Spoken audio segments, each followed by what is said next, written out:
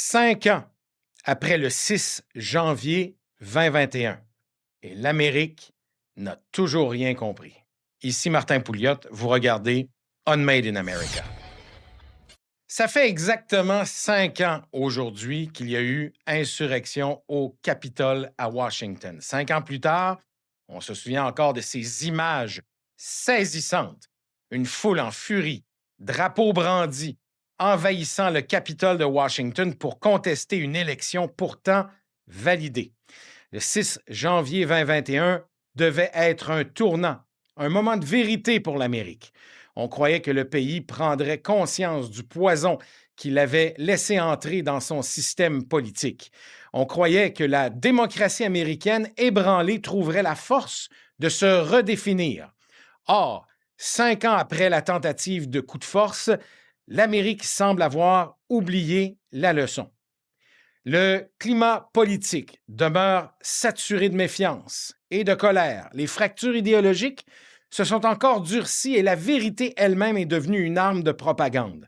Mais surtout, un nouveau message inquiétant s'est inscrit dans le marbre institutionnel, celui de l'impunité.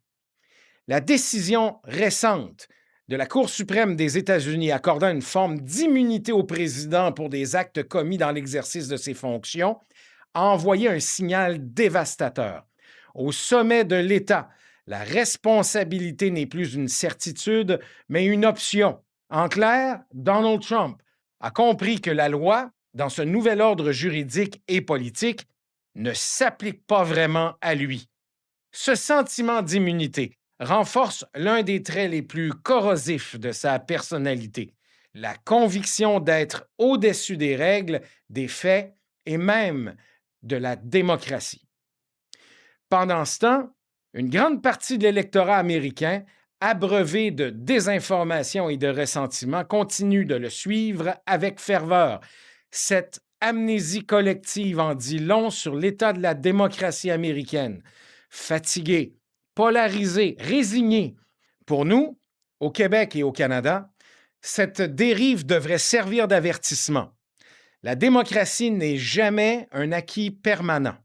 Lorsqu'un pays permet que la vérité soit travestie, que la justice se plie aux calculs partisans et que la colère supplante la raison, il s'engage sur une pente dangereuse.